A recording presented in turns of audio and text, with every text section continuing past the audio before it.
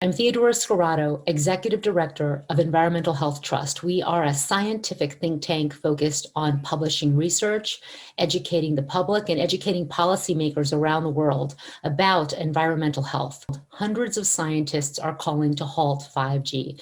They are calling to halt the deployment of hundreds of thousands of new wireless antennas, which will be placed directly in front of our homes, our schools, where we live, play, and work.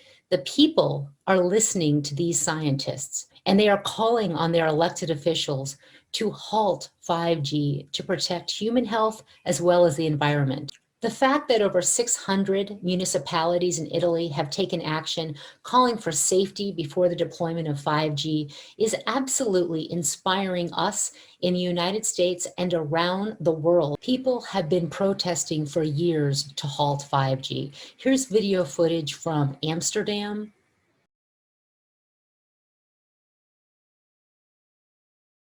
Australia, California,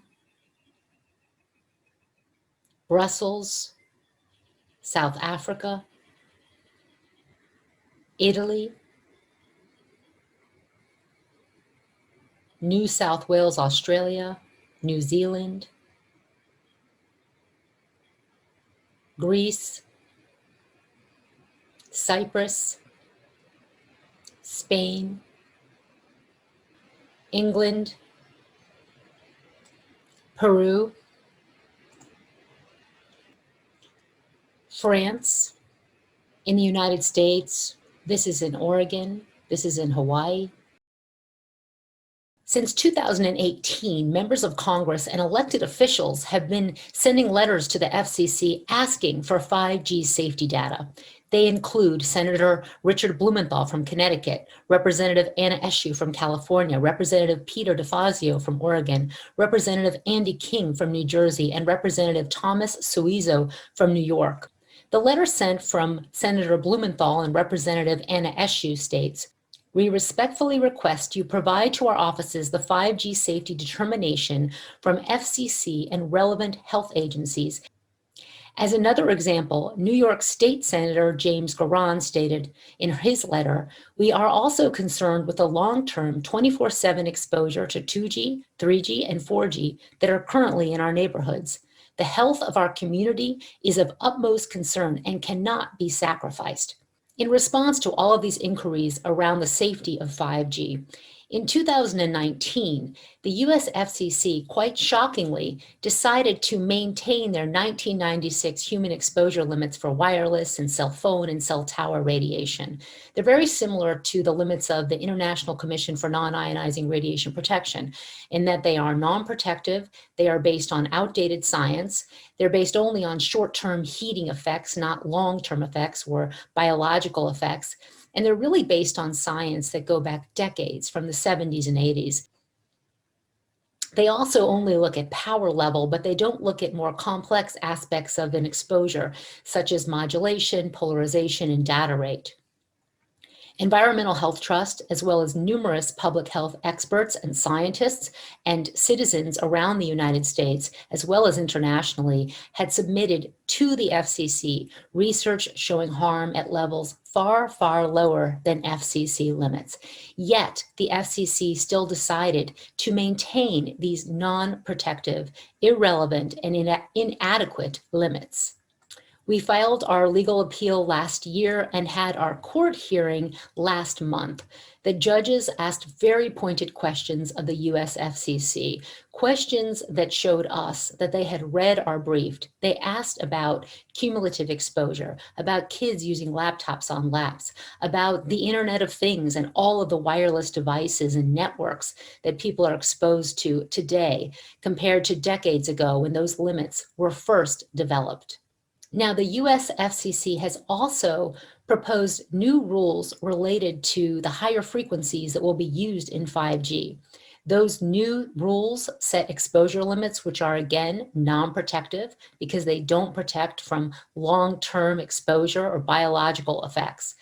There were many expert responses, including a response from the city of Boston, Massachusetts, regarding 5G. Let me read part of their letter. Research has revealed that there may be concerns with possible health effects of low-level multiple source exposure arising from the huge diffusion of communication technologies, such as mobile communications, wireless data transfer, such as Wi-Fi, WiMAX, Bluetooth, and Zigbee, and the wireless networks to which these devices connect.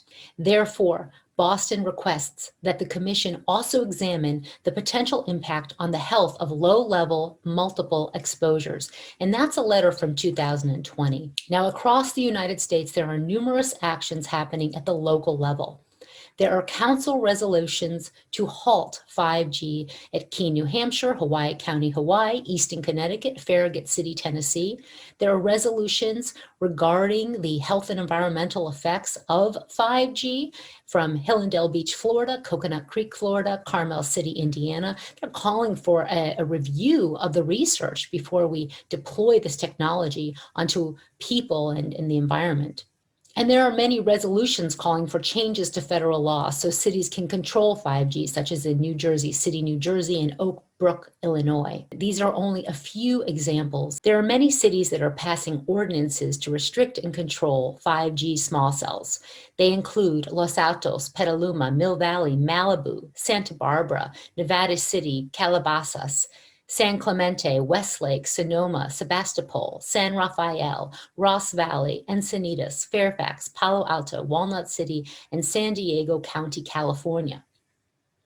Copake, New York, Warren, Connecticut, Lavallette, Florida, and Mason, Ohio. Each city has its own unique ordinance meant to allow the people to be part of the decision-making process. In Los Altos, California, for example, their ordinance says that the installation of small cells on public utility easements in residential neighborhoods is prohibited. A small cell is a shorter cell tower with 5G and 4G antennas on it. There's a 500-foot separation from schools. There's a 1,500-foot separation between nodes, between the antenna facilities. Many cities have a specific amount of feet that a cell tower or small cell 5G wireless base station must be from a school or home. So for example, in Calabasas, it's 1,000 feet, Petaluma, 500 feet, San Ramon, 300 feet. Walnut, California, and Hampstead, New York have a 1,500-foot setback for cell towers from homes. Palo Alto, California, and Bar Harbor, Maine, as well as Sallisaw, Oklahoma, have 1,500 feet setbacks from schools. STOP5G International has video footage from the protests in Berkeley, California, where people have been protesting cell towers, and there have been arrests and many other actions going on in the city. The International Association of Firefighters has an official position against cell towers on fire stations. And in the United States, California firefighters have long opposed cell towers on their stations. This announcement was released by firefighters in Los Angeles, telling them to call on the Board of Supervisors and stop the cell towers that would be forced on top of their stations. Firefighters living and working beneath cell towers like this one have gotten sick. Headaches, extreme fatigue, memory loss, and brain scans show that firefighters exposed to toxic RF radiation experience cell death, ALS, Alzheimer's, and Parkinson's disease. Now, the Los Angeles County Board of Supervisors has approved cell tower installations on fire stations in neighborhoods like yours. Call the Board of Supervisors and tell them to stop the cell towers now. Los Angeles County Firefighters Local 1014 had a webpage dedicated to stopping cell towers because of a plan to install them on their stations. And they have testified at many meetings calling to halt cell antenna placement on top of their stations. The American Academy of Pediatrics is the largest medical organization of children's doctors in the United States. They recommend that children's exposure to cell phone radiation be reduced, and they actually have issued 10 ways to do that on their website, Healthy Children. They also have a website page on electromagnetic fields where they talk about cell towers, and let me quote what they say. In recent years, concern has increased about exposure to radiofrequency electromagnetic radiation emitted from cell phones and cell phone station antenna. An Egyptian study confirmed concerns that living nearby mobile phone base stations increase the risk for developing headaches, memory damage, dizziness, depression, sleep problems. This medical organization has repeatedly written the US FCC, calling on them to update their limits for allowable levels of wireless radiation and calling on them to protect children. The Los Angeles, California Public School District has a resolution banning cell towers on school campuses. And in addition, the District Office of Environmental Health and Safety also states that they have a precautionary threshold level that addresses non-thermal levels, and their threshold is 10,000 times lower than the FCC standard. They state it is believed that a more conservative level is necessary to protect children who represent a potentially vulnerable and sensitive population. Now, although they have a resolution banning cell towers on school grounds, there are many teachers who are in the process of or who have filed action against the school district. They've been injured by the Wi-Fi. Some have been accommodated and others have not. They are, as I understand it, just averaging the wireless radiation levels, which is not accounting for biological effects. In fact, there was a critical win in court by a teacher who filed against the school district, and her court case is now going to be allowed to proceed. And we will be watching this case very closely. I now want to speak to you about an extremely important report released from the New Hampshire Commission on 5G and the Environment. They issued a final report after 1 year of investigation into 5G. There were presentations by expert scientists, including the National Institutes of Health. On the commission were engineers, scientists, and medical doctors, and elected officials. Their final report details 15 recommendations to the state to protect the public. I'm going to summarize some of their very important recommendations. They recommend there be an independent, not wireless industry-funded study on 5G health effects. They recommend an environmental assessment on the impact of 5G. They call to engage federal agencies with ecological knowledge to develop wireless radiofrequency radiation safety limits that will protect trees, plants, birds, insects, and pollinators. They're calling on the state to have setbacks so that there is a distance between cell antennas and schools and homes. They recommend that measurements be taken of the radiofrequency radiation levels, especially near homes, and have this information posted publicly on maps that people can access to see how much radiation they're being exposed to every day when they're outside or near their school or near their home. They're calling for 5G structures to be labeled for radiofrequency radiation, and that should be at eye level so people can read it up to 9 feet away from the 5G antenna system. They are also recommending the establishment of wireless-free zones. And they are calling on the medical community to develop protections and protocols for people who are being harmed by non-ionizing electromagnetic radiation.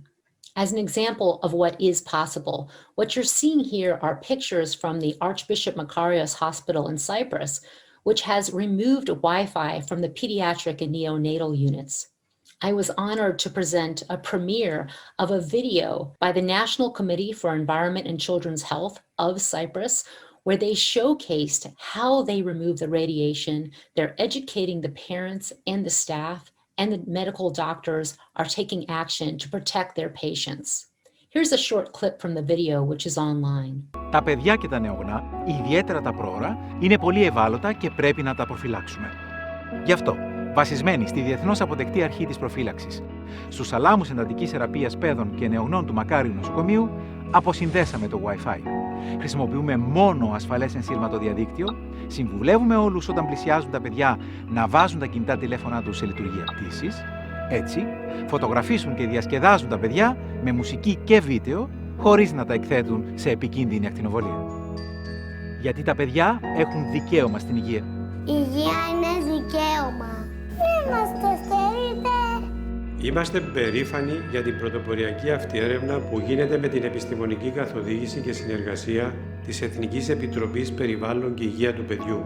Καταφέραμε να μειώσουμε την έκθεση στην ακτινοβολία σε αποδεκτά επίπεδα ασφάλειας και θα συνεχίσουμε.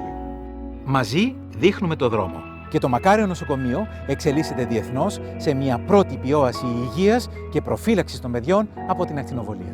And in the United States, there have been 2 large medical conferences to educate doctors about the health impacts of electromagnetic radiation and wireless radiation, as well as how to treat people who have been injured by wireless radiation.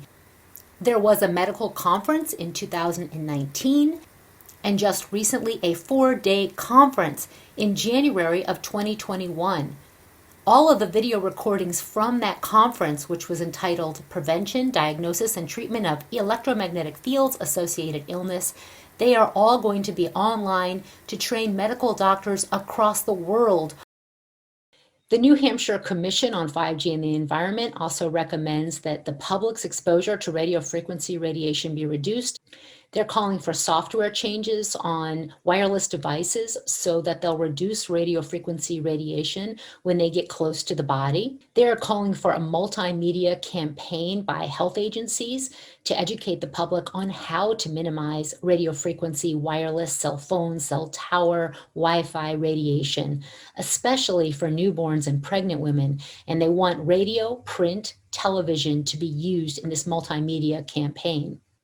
Parents need to be made aware of the risk to their children and their families from this radiation. 5G is going to increase our involuntary exposure to wireless radiation. Even if we're not using a phone, we will not be able to stop our exposure if there's a cell tower antenna in front of our home. Instead of all of these transmitting 5G cell towers right outside of homes, the Commission is recommending that there be the deployment of fiber optic cable connectivity that goes to the premise, to our homes, and that we have wired internet service inside homes so that people can access the internet safely, faster, and more securely.